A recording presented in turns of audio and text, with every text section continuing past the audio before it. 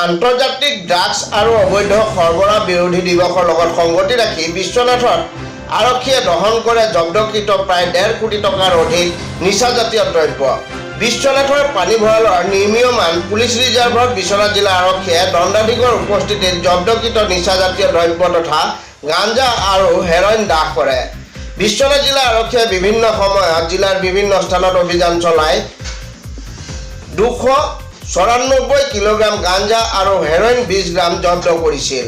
এই জব্দকৃত ড্ৰাগছৰ অনুমানিক বজাৰ মূল্য প্ৰায় 1,51,19,050 টকা। আজিৰ এই নিচাজাতীয় দ্ৰব্য দহন কাৰ্যসূচীত উপস্থিত থাকে বিশ্বনাথৰ মুখ্য ন্যায়িক দণ্ডাধীশ আকলিমা বেগম, আৰক্ষী অধীক্ষক সুভাশিষ বৰুৱা, অতিৰিক্ত আৰক্ষী অধীক্ষক কুলেন্দ্ৰ নাথ ডেকা, অতিৰিক্ত আৰক্ষী অধীক্ষক অপৰাধ শাখা অমিত হোজাই, উপ আৰক্ষী অধীক্ষক নৱজিৎ দাস বাগৰি, সহকাৰী আয়ুক্ত পুষ্পাংকৰ পাটিলৰ লগতে আবকাৰী বিভাগৰ বিষয়াসকল আৰু বিভাগীয় বিষয়াসকল।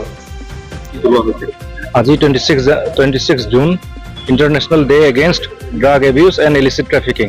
সেইটো যেনেকৈ গোটেই ৱৰ্ল্ড ৱাইড পালন কৰা হৈছে, সেইমতে অসম পুলিচৰ কিবাটো আমাৰ বিশ্বনাথ পুলিচৰ কিবা কি বুলি কয় এইটো, আমাৰ আজি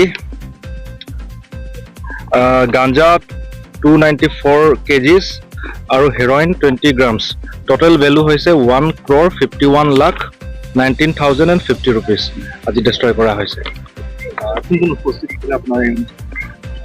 ইয়াত CJM chief judicial magistrate madam আছে, SP ছাৰ আছে, additional SP headquarter and crime আৰু DSP, আৰু এটা যোনটো কমিটি আছে ড্ৰাগ ডিষ্ট্ৰয় কৰিব লগা, তেখেত মই এজন, তাৰপিছত আমাৰ বালিচাঙৰ ডক্টৰ দাস এণ্ড এক্সাইজৰ ইনস্পেক্টৰ প্ৰদীপ বৰা।